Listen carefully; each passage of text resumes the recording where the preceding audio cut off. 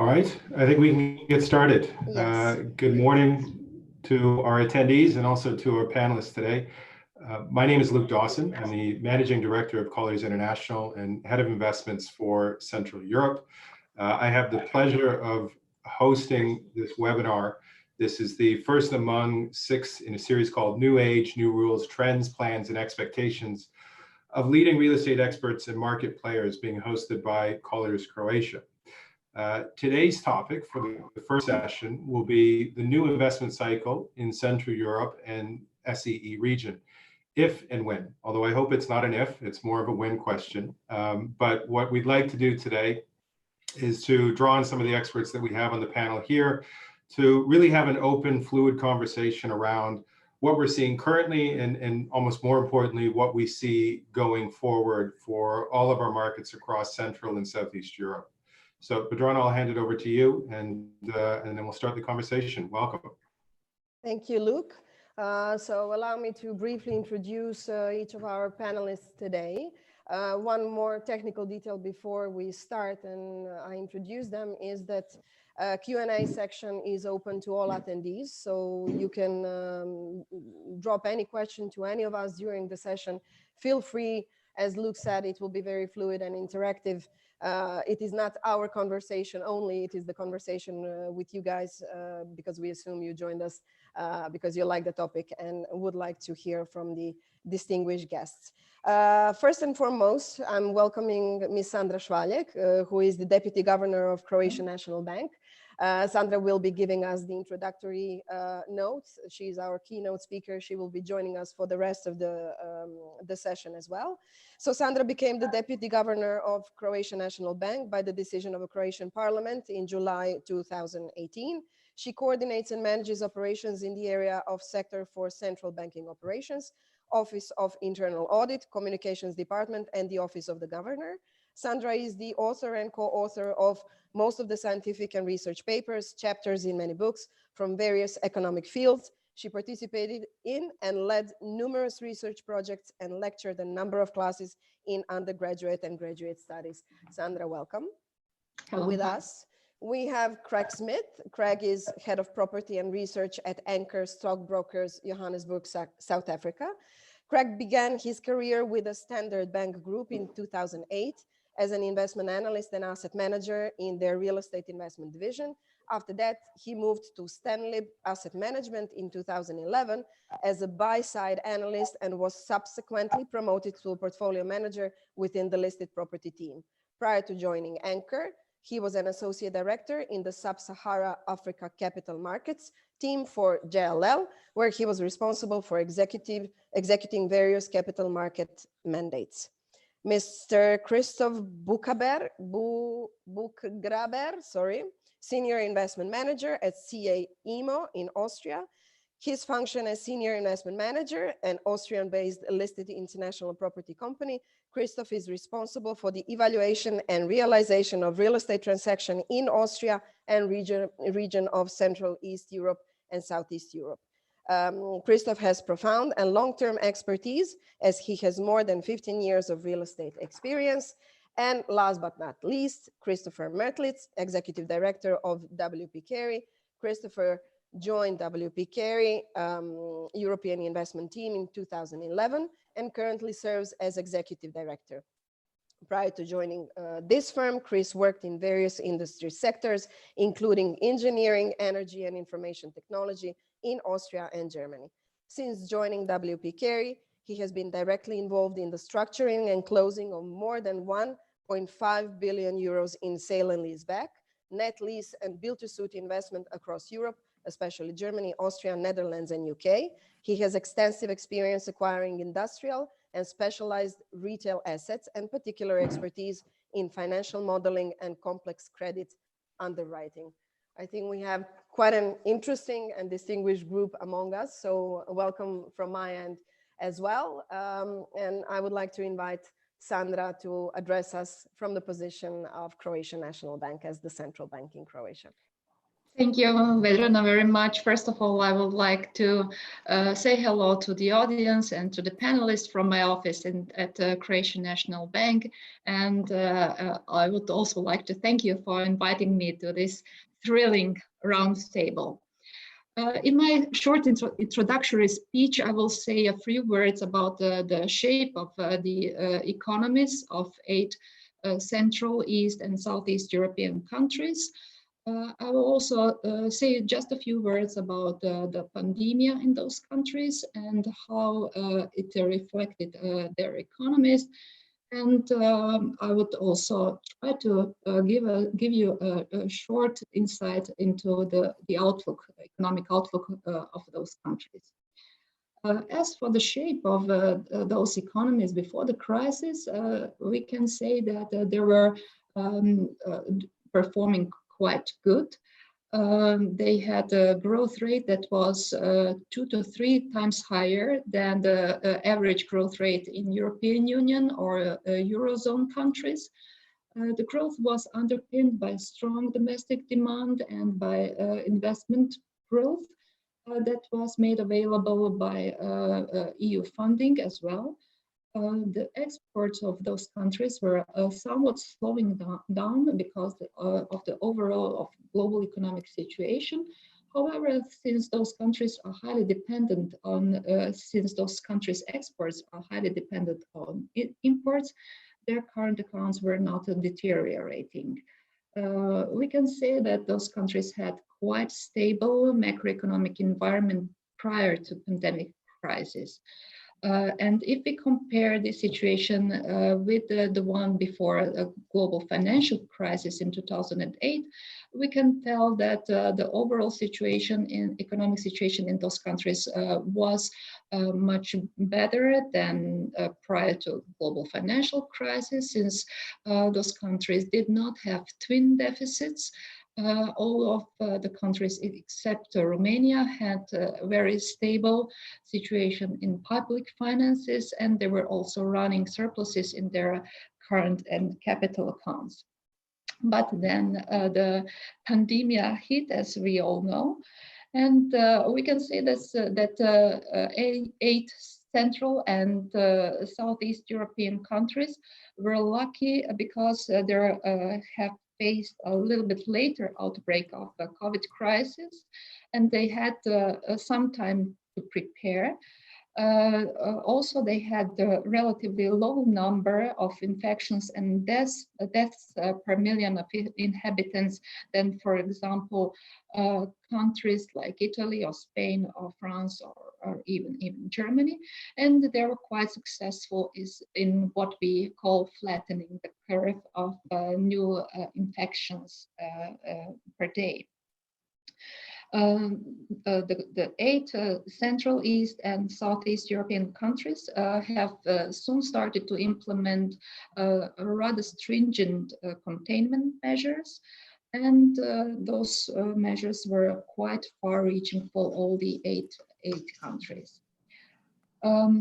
As for the current economic situation, we can say that it is deteriorating as expected, and we expect what we call a great compression in 2020. First of all, due to very stringent containment measures that led to severe reduction of mobility. Many businesses in those countries were affected by this very low mobility. Households have shifted to basic needs, and mostly countries that are highly integrated into global value chains and that have very open economies, like, for example, Czechia, Slovakia, Slovenia, Hungary, they will be most hardly hit by a pandemic crisis. Of course, Croatia here is also very vulnerable because it's very reliant on tourism, on international mobility that is almost stopped right now.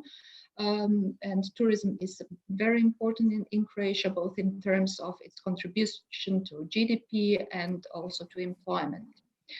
The current economic situation is already reflected in economic sentiment indicator, and what we can see from the last figure, that is for April 2020, economic sentiment indicator has dropped by 40% on average in those countries in comparison to March, which is even a little bit higher drop than the one for European countries, European Union countries, and Eurozone countries on average. As for the months to come and years to come, I must say that there is still a very high degree of uncertainty. It is very hard to predict what will happen. We economists that are used to making economic projections have a very difficult times, harder than ever in projecting future growth. We are talking about the type of recovery, whether it will be V, U, L shaped, L meaning almost no recovery. But I'm closest to the idea that the recovery will be a square rooted shape, meaning a very sharp drop in 2020, with growth resuming in 2021, but not reaching the level prior to the crisis still in 2021. Most affected of those 8 countries will be the countries that have high degree of openness and high dependence on tourism, as already said. Croatia is here, and countries with less fiscal space and lower sovereign ratings like Hungary, Romania, Bulgaria, and to some extent Croatia. As I said, there is still a chance for growth to rebound in 2021 and almost reach the level of 2019 quite soon. All those 8 countries were quite active in implementing economic policy measures in order to keep the economies moving. We can say that they have applied everything we have got economic policy response. They have started to implement packages of fiscal support measures, and also the central banks were quite active in fighting this crisis. As for the fiscal support measures, I can name some that were implemented throughout the region, like deferral of tax and social security contributions, wage subsidies, avoiding liquidity shortage through the cooperation of development and commercial banks with the support of state guarantee lines. Moratoria of debt payments have also been implemented, and so on. And as for the banks implemented by the central banks, we had a quite strong intervention on foreign exchange market. Countries entering ERM2, Bulgaria and Croatia, have concluded the agreement on currency swaps with the European Central Bank. All the countries have provided quite a lot of liquidity to the banks through refinancing operations and relaxed somewhat the regulatory framework for banks. All in all, what I can say that we see some light at the end of the tunnel. There will be some investments supported by EU funds. Manufacturing might benefit from onshoring of strategic and national security production. As for the real estate market, you're all very interested in. What we economists can say that there is still high premium on perceived safety and liquidity, and that might have positive impact on the real estate market, but also there are some risks and vulnerabilities present in all of the countries.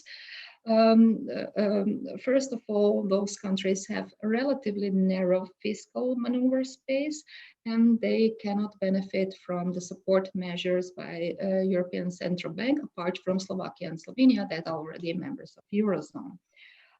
In all those countries, unfortunately, even before the crisis, there were some signs of a slowdown of reform momentum prior to the crisis. So we can only hope that the spark of the reform enthusiasm will be reignited with the pandemic crisis, and the countries will recover soon from the crisis. So basically, that's it. Thank you, Sandra. Very, very interesting, and great to have, I think, a view such as yours coming from a banking perspective and looking across the whole region. I'll obviously focus a little bit more on real estate as we move into the conversation, but I think a lot of what Sandra was saying reflects my sentiment in terms of where we were and I would say where we're going. As we came into this year, we really felt as a region from a market perspective that I think things were very, very good, with the question mark of were they too good. We had record yields across pretty much every country in Central and Southeast Europe. We had very high demand where we were seeing upwards of 15 to 20 buyers for any investment process that was being run. We had new exotic capital coming in and doing transactions at record pricing. And all these things that, if you've been around the market long enough, start making you a little bit nervous. So I think the silver lining to this, if there is a silver lining, is that we were probably due for a correction at some point in the near future. And I think everybody had felt it. We didn't know what it would be. We definitely didn't expect it to be what's transpired. But in a way, at least from the market perspective, I think longer term it offers potential. I think there were some systematic issues in the market when you're looking at the levels of employment, where manufacturers were having a very difficult time finding staff, wage increases where you were seeing 10 to 15% annual increases in wages in some of the markets. And we were starting to actually see the first signs of international manufacturers, investors pulling out of Central Europe due to those factors and the uncertainty in the market. Well, COVID isn't the ideal solution for that. I think longer term, it could provide some balance for our markets as we look forward to a probably more stabilized situation in the future. So what does that mean? Taking it back to the topic of today's discussion of if and when will we get back there? I would agree with Sandra. I think we're looking at more of a Nike swoosh in terms of a recovery line, where you're going to see a drop and a more gradual progression back towards a stabilized market. However, from an investment perspective, it does seem like things are changing on a very, very quick basis. Whereas if it was 3-4 weeks ago, everything had been on hold. Nobody knew what was happening.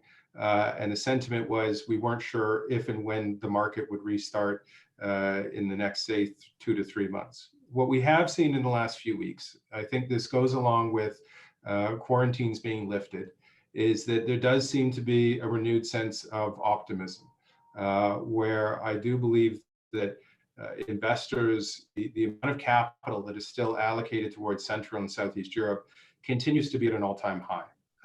And the fact that capital has not been able to deploy and is sitting on balance sheets with the investors means that, yes, they probably won't be as adventuresome as they were previously, but I do think that you will see a pent-up demand for quality product. I think there will be a flight to quality, both in terms of location and asset type, and investors looking for security in terms of tenant profile and what they're looking for. But just within the last 2 weeks, we've seen 3 new mandates within Central Europe being started. These were not pre-COVID deals that got delayed. These are new mandates where investors feel like we need to start getting ready to sell. So I think overall, it is very difficult to read this market. We'll touch on some of the key things like pricing, tenant covenant, how this is going to impact transactions, and also whether you're going to see cycling in and out of various asset types and deal structures and into others to kind of adapt to the new reality of what we're going to face when we come out of this. So as Vedrana said, we have a very, I think, well-rounded panel here, with Christoph being from CEE being one of the largest office investors across Central and Southeast Europe. We have Craig, de facto representing his country of South Africa, who have also been one of the largest investors in Central Europe over the past 5 years. And Christopher from WP Carey, being a European-wide investor and having, I think, a very well-rounded view of what's happening, not only in Central Europe, but on a European basis. And obviously Sandra with her expertise coming from a national banking perspective, which I think is incredibly valuable right now. So the first question I'm usually asked when I speak with investors is either what I have to pay for things or what can I get if I sell it? Because I think that is the primary question that people want to know is what will the adjustment be when the market opens up in terms of pricing? We don't have any hard evidence yet. We're starting to see more concrete discussions, but at this point it's somewhat hypothetical. So I thought, Christoph, perhaps I'd ask you your view on this, given that you have been one of the largest investors, I'm sure will continue to be, and I'm sure you've also been even looking at opportunities in the past few weeks as we start to see the markets open up again. What is your view in terms of the impact on pricing in the markets, given where we came from, which was very, frankly, aggressive pricing, to what we will see when things stabilize as we come out towards the end of the year? Thank you, Luke. Hello to all, and thank you to have the chance to take part in this discussion. Thank you to Sandra for the keynote. A short brief of CEE. We're a real estate company with its headquarters in Vienna, and we have offices in 8 different countries in Central Europe with assets under management of 5.2 billion. And our main focus is on Poland, Czech Republic, Romania, and Hungary. Coming back to your question, Luke, I mean, it's a difficult situation at the moment, especially when we're talking about transactions. We are also in the situation that we had some transactions and they are currently on hold. But what I see, especially when you ask me about pricing, is my personal opinion is when the current situation will not last too long, I think the impact will be limited to short-term cash flow impact. I'm not sure if the cap rates would be affected to a large extent. At the moment, I see a lot of investors are trying to chip their prices. I mean, mostly, as my experience, by 25 basis points at the moment. But they try to use the situation, meaning the uncertainty in the market, and they are try to get a discount. Moreover, some investors ask for rental guarantees because they have the fear that some tenants will not pay the rents. For example, we were asked for a 1-year rental guarantee, but our personal fear is that there will become a relatively bounce back in Q1 2021. And so I don't see, I wouldn't give a price chip to investors, especially when we talk about core asset products. Yeah. And we have relatively strong tenants, we have good vaults. And so we are not willing to give a price reduction. And so I see that's also the reason because some transactions stopped at the moment. I mean, we have the same problems. We are dealing with, on the one side, we have enough money to invest and we want to buy some assets. We are nearly doing the same. We are trying to chip the price. But on the other side, it depends on the product. For sure, the situation, when we talk about Corona, there will be a yield gap, or the yield gap will be widened between core product or in the value add product. I mean, for new acquisition, they are temporary on hold. I've made yesterday my first site visiting site since, I guess, 2 months. And it was a really, yeah, I mean, I talked to the agent, and this was also their first site visit within 2 months. And I mean, let's see how the situation will change. What we see is that advanced processes seems to be still on track, but early stage process are delayed or on hold. I mean, yeah, it's difficult because you can't travel to the countries. The technical advisors can't go there. You can't do site visits. At the moment, it's nearly all on hold. That's my personal experience. Yeah, I would agree. I mean, I think the lack of mobility is frankly going to be one of the biggest issues that we have in Central Europe in particular, because while the kind of domestic investment market has improved, it's still at its best, it's 30 to 35% of the volumes. And nobody wants to run a competitive process if you don't see Austrian buyers, German buyers, UK-based buyers, Asian buyers. It doesn't make any sense. So what we're seeing really right now is frankly more a speculation that there will be a program for business travel, at least by the time September rolls around.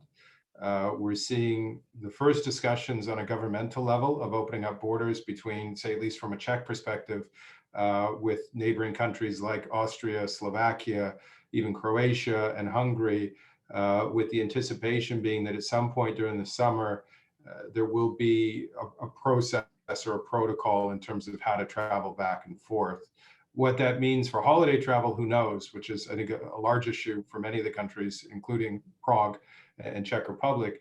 But at least from a business perspective, I think if you can unlock the markets and allow people to, even if it's come in for 24 hours, do a site inspection, have meetings and leave, that will be a very big difference in terms of the ability to run investment processes.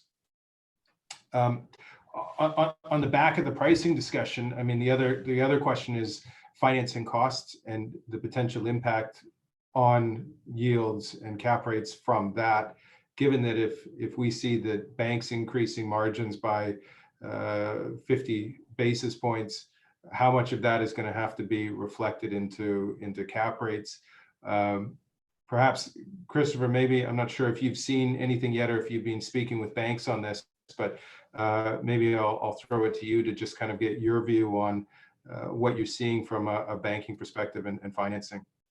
Sure. So, I mean, maybe taking it a step further back to the overriding view that we're seeing in the market, what's happening at the moment, and so I can weave in the discussion about financing. It is very interesting. As you know, as Christopher already said, most of the transactions that we're currently seeing are basically on hold. There's a bit of a wait and see attitude towards doing any kinds of deals. And you asked what should be the correct pricing adjustment that we're seeing in the market to reflect COVID, the new economic reality. And I think it's just too early really to tell, because I don't even want to say 25, 50, whatever the number is at the end of the day, because or maybe even more. We must not forget that it's not the buildings that are paying the rent, it's the tenants in the building that are paying the rent. And while we seem to have passed the initial health-related crisis element of this situation, we have way too little visibility at this point where we're going to end up from an economic perspective. As Sandra mentioned, that we can see already some light at the end of the tunnel, but I don't think that we really know how long that tunnel is. That's kind of the key issue at the moment. And WP Carey, we've been investing in CEE, SEE since I think 2006, from Croatia to the Baltics, across a wide range of countries, economies, and there will be very, very different speeds at which they will recover. I mean, I think a recovery is certainly inevitable, there always is, but it's tough. And it's very interesting that you ask me about the financing. I mean, one benefit that we bring to the table as an investor is that we are an all equity player. So actually we do acquire all of our properties, all cash, and hold them also all equity, which at least from an investor perspective at this point, I do expect and hope will give us a good competitive advantage in this environment. But that said, I do speak, of course, with lenders and other parties that are active in the lending environment, and just to check what we're up against. And the way you mentioned it is absolutely right. In some countries, the financing market has certainly dried up. LTVs are coming down, margins are going up.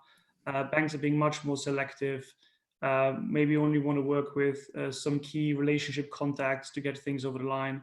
But yeah, that's certainly going to be a key driver in determining pricing going forward. The financing environment certainly has to be a key driver in where we will shake out on this. But the one that I'm focusing on the most is what's happening to the actual covenants, to the actual tenants that are ultimately paying the rent. And that's kind of where we bring most to the table with our credit underwriting expertise and selecting deals where we think there is a good chance that they can make it for the long run. But again, the key issue is at this point, we have too little data. We don't really know yet where the economy is exactly heading. And there will be some companies that may be very, the limited effect of this. Some business model may no longer be viable in a few months' time. And that will need some time to shake out. And that will be a key driver in shaping also investment focus going forward. And I mean, I think it's important to kind of point out, this isn't to pat you on the back, but WP Carey's strategy of sale and leasebacks, forward funding deals, et cetera, build to suits, is really where the market seems to be moving right now, where we are seeing investors try and shift into the space, particularly in the industrial sector, because I think people are looking for security of income. They're looking for long-term income. And they're also looking for, I would say, the industrial logistics space now more than ever. It was already incredibly crowded before this, but I think now with the likes of lockdown and seeing the implications from a business perspective and how life looks under quarantine, that space has become even more crowded than it previously was. But I know you're not just focused on logistics, you will also look at offices and retail. How has this changed your strategy as WP Carey in terms of, do you see your shift coming out of this more towards certain assets and geographies than it was previously, or do you think that it's pretty much going to stay the same? Our business model has been pretty much the same since 1973. So it's an easy story to tell. We've been very consistent in what we do, and it seems to be serving us well. And look, you're absolutely right. There seems to be a renewed focus on industrial. There seems to be a renewed focus on credit. But that's something that we've always seen as the hallmark of our underwriting approach. As I said, it's the tenants that pay the rent. It's not the building. It's the actual tenant that needs, to be able to afford paying the rent. And that's the underlying business rationale of the real estate industry. It's the corporates that pay us the rent, and that's driving it all at the end of the day.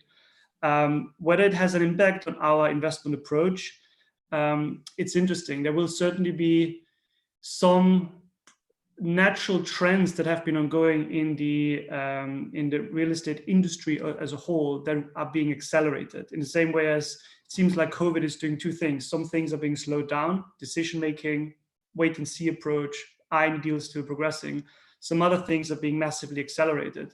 And one of them certainly being now the adoption of working from home, remote working, these kinds of things. We're being leapfrogged 10 years into the future because of this. And that certainly will have implications on the use of office, in the uptake of online retail as people are locked at home, but they still want to do shopping. And we're seeing a big uptake in adoption rates for that, which again is a big underlying driver for the big growth again in logistics, in warehousing, in e-commerce that we're seeing. Again, it always comes down to the economic fundamentals that are the big driving factors. Are we changing our investment approach? Not really. We're staying selective based upon the focus on criticality of assets, based upon the tenant credit and the term of the income. But maybe to more specifically address your question, yes, there will certainly be some asset classes a lot more affected by this than others, and I couldn't agree more. Logistics is still the number one sort of game in town when it comes to deals that are even progressing during coronavirus times. If you go to some more secondary locations, or maybe some types of assets that are a bit more challenged, the liquidity has virtually dried up. Something like high street shopping or shopping centers is very, very difficult, something like that, to transact at this point in time. Yeah. Yeah, I mean, we did a survey amongst German investors and found that 88% of German investors felt that retail rents would fall, and 86% of them felt that cap rates for retail would fall. The flip side of that, what's been interesting is that what they would consider daily needs retail, so more of your grocery anchored retail parks, etc., have seen actually their perspective change to the positive, where there was a feeling that no, there will not be any adjustments to rent, with the possibility of rental increases in that sector.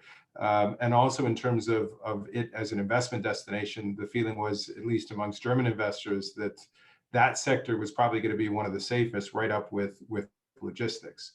So I think, like you said, it's pushed us 10 years forward in terms of how we have to look at things, whereas I think retail will start getting very segmented between shopping centers, between high street, and between your kind of daily needs retail parks, etc. So we'll have to see how it goes, but I would agree with that premise that we've been fast forwarded really into the next decade on a lot of these factors. I couldn't touch on retail without touching on South Africa. Sorry, Chris, did you have something to say? No, I just wanted to confirm what you said in terms of the retail elements of side and food. And if we look at our own portfolio across Europe, certainly food retail and DIY has been doing very, very well. If you're basically locked at home and you've wanted to redecorate your apartment or your house for weeks and months and never had the time to do it, now is the opportune time to buy some paint and actually get going. So we see that in the numbers on the retail side as well. Yeah, great. Like I said, I couldn't talk about retail without talking about South African investment into Central and Southeast Europe. So Craig, you have the unique position of kind of monitoring all of the activity of the South African investors that are active not only in Central Europe, but around the world. Unfortunately, the South African property sector has had its fortunes change dramatically in the last few months. You've seen the listed property sector drop 50%. You've seen the rand drop 20% versus the euro. And although I think the panic has possibly subsided, there's still a lot of uncertainty on the South African property market right now. Would you be able to give us just kind of your quick view from a helicopter perspective of where do you see the South African real estate sector moving to off the back of this? Perfect. Thanks, Luke. Yeah, so I think, yeah, you're quite right. I mean, the listed property sector in South Africa has obviously come under considerable pressure over the last sort of 4 months. So even pre-COVID, early Jan, early Feb, SA listed property was already starting to come under pressure, and that was a reflection of mostly local property fundamentals, which have been under stress for a period of time. I think also just to maybe give some context, I think 2-3 years ago, the listed property sector in South Africa also went through a bit of an adjustment, on the back of concerns that investors had in terms of their perception around governance and accounting practices within the listed property sector in South Africa. So, we've kind of come from the position where over the last 2-3 years, the listed property sector in South Africa has been under pressure. I think COVID-19 has obviously accelerated or accentuated the pressure that's being felt by a number of the REITs. I think the reality is that CEE, for the most part, is still viewed by South African capital as an attractive or an interesting investment destination. But I think the facts are that SA Capital's ability to raise further capital to deploy in the region is not what it was, certainly 2-3 years ago. I think given the fact that a number of REITs who are active in the region have obviously now no longer got the ability to tap into equity capital markets. So we sat in a position 2-3 years ago for the sort of 7 preceding years where the SA listed property sector was raising in dollar terms, a few $1 billion worth of equity capital that was flowing into the sector, or new capital that was being raised by various REITs. So, they had the ability to raise equity, and CEE was viewed as an attractive investment destination. Secondly, balance sheets of a number of South African REITs have obviously come under pressure, as they also manage their liquidity profile as well. So 2 sources of funding which were available, both in the equity and the debt capital markets, is certainly not what it was pre-COVID, and certainly not what it was probably 18 months to 2 years ago. And that leaves the SA REIT market in a situation where they have to manage their internal liquidity and balance sheets, but the only real option they have is either to dispose of assets or to retain earnings, retain distributions. And the REIT model is predicated on distributing as much of your distributable income as possible. There obviously are certain requirements, in terms of percentages that one has to pay out from your distributable earnings in order to maintain your REIT status and the tax benefits that flow from that. So, I think it's still early days, but, a number of companies that have had their interim results have either deferred or postponed their interim distributions, to investors. And, it became sort of industry standard that most REITs started distributing biannually. There's no sort of legal requirement to do that. It's just where the sort of industry moved to over a number of years, and a number of those companies have now postponed or deferred that decision until their year end, to obviously have better visibility on where the business sort of settles and how tenants are sort of performing and how their cash flow looks. So I think for the most part, no one, and again, there'll always be the exceptions, but for the most part, I think, companies, REITs in SA are in the mode of managing liquidity, managing balance sheets. I don't think, too many people are in a sort of acquisitive frame of mind or looking to expand, just given the challenges and the sort of lack of availability of funding from both the DCM, the debt markets, and the equity markets. However, having said that, I mean, there are still players with significant portfolios and investments in the CE region. And I think, those are, for the most part, some of them are very established and entrenched, and their business models are squarely, pivoted to continuing their strategy of remaining invested and growing their investment base in those regions. But I think it will obviously be pared back by the realities that they are faced with, even in terms of their own liquidity and balance sheets. Some of them are obviously one has to segment. I mean, some of the players are in considerably stronger positions from a balance sheet and liquidity profile compared to others. So that could also present opportunities in this environment for them to look for interesting opportunities in the retail space. But I think with the proviso that one can obviously extract sort of value from opportunities in the market. And I mean, you mentioned that retail is obviously where the bulk of investment resides, and I think it's going to be interesting, because I think there is a pot of capital which is looking at the logistics sector and has been looking at the logistics sector for a while, and I think that is certainly where I think if people had the ability to allocate capital from a listed property investment perspective, I think that's where there could potentially be appetite for those type of strategies. I think we've seen the retail focused funds that have got pure exposure to the CE region have obviously come under considerable pressure from a share price perspective. But again, some of that is I suppose views on the market of where the sort of thematic trend or concerns around retail playing out sort of globally, and still questions, I suppose, in terms of how that sort of impacts, retail in the CEE, landscape over time. But then also, some of those companies have also, in a situation where they have been trying to delever their balance sheet for a period of time, and obviously COVID-19 hasn't exactly helped, in terms of progressing with those initiatives.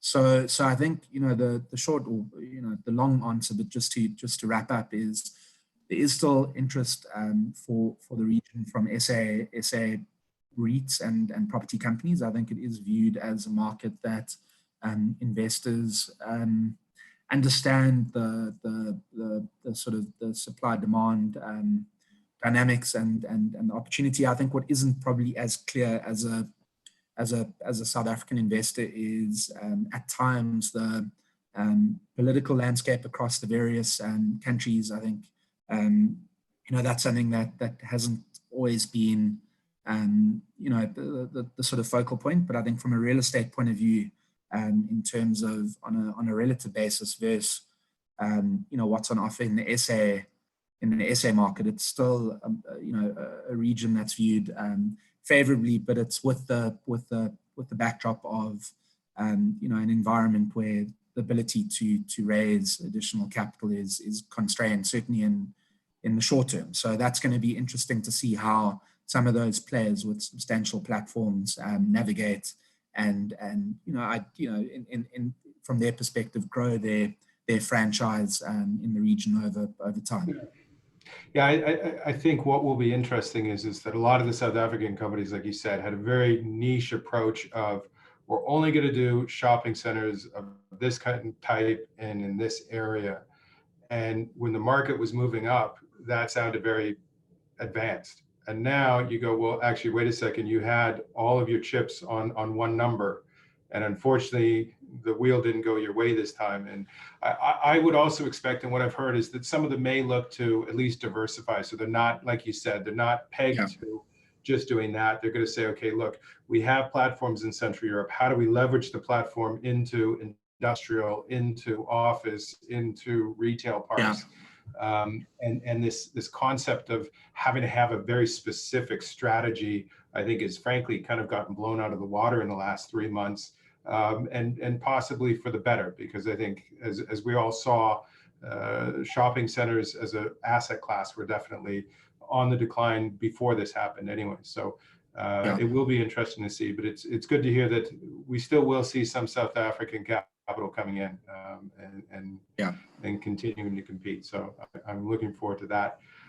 Just one last question. This is probably more for Christoph. I'm curious, how do you see any changes to the actual investment process going forward? Have you had any discussions internally within CEEMO of how do you adapt a process of whether it's buying or selling to this new reality that we're going to face?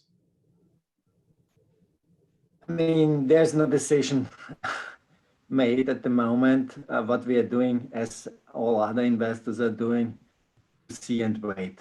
But for sure, what is our advantage? I mean, we issued a bond of 500 million in February. That means we have a lot of liquidity.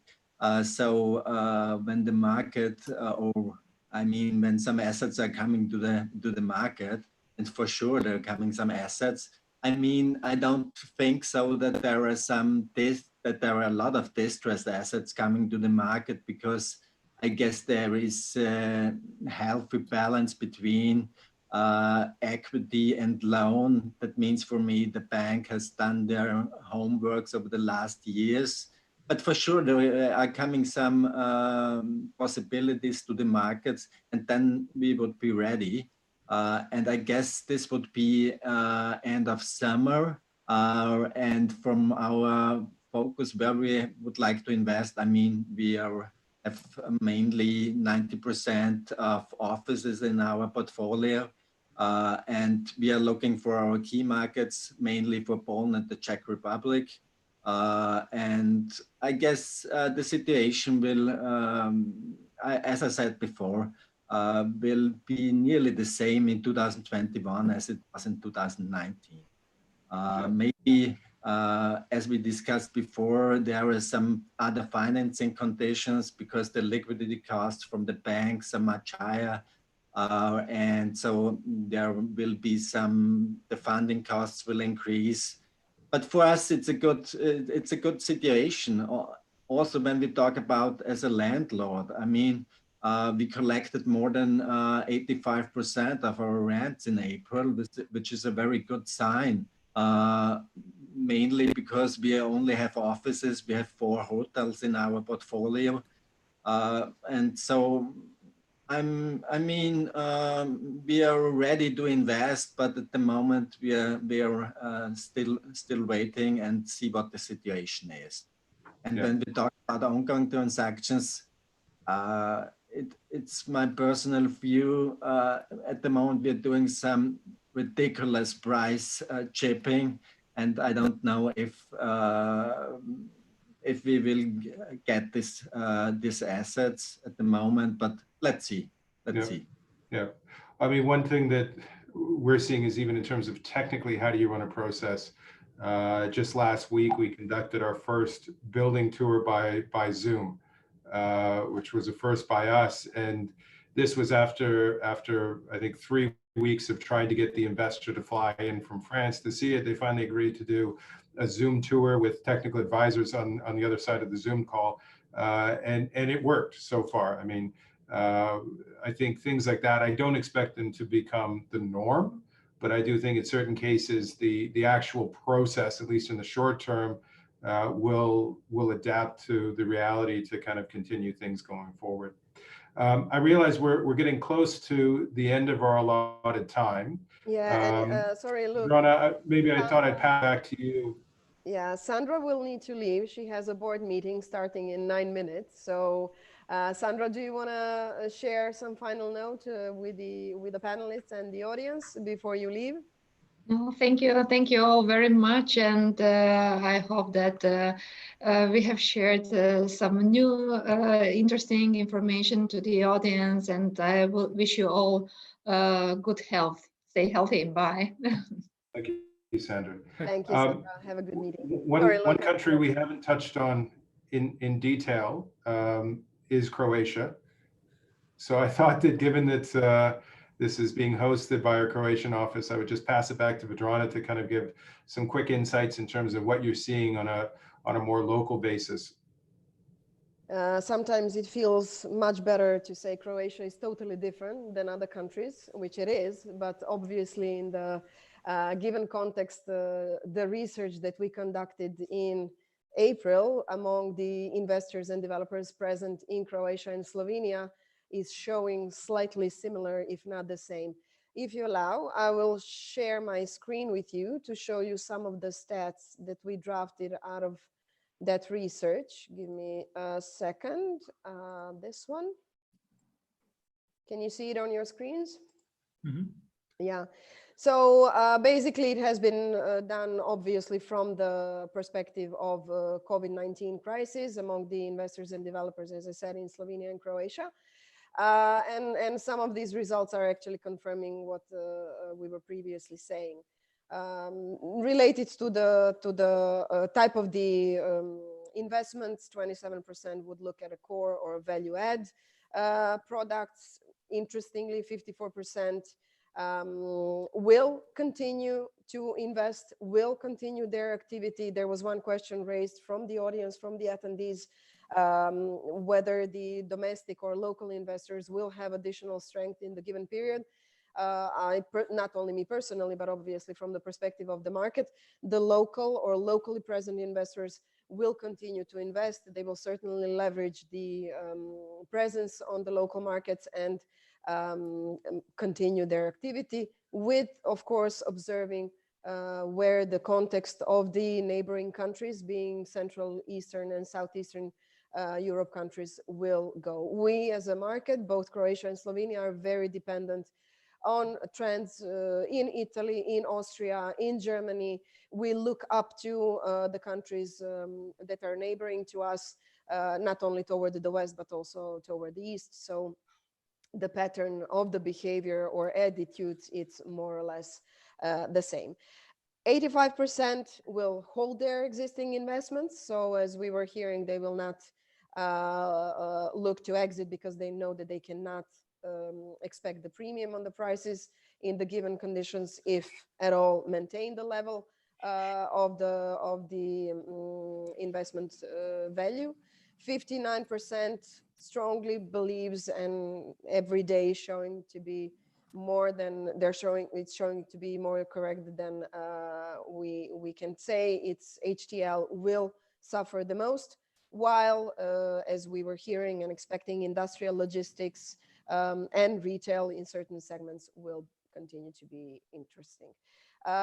Going back to what Christoph was saying on chipping the prices, 28% of investors and developers would require the premium on their yields if conducting a new investment. So that's mainly what I wanted to show you and share on our markets, Croatia and Slovenia.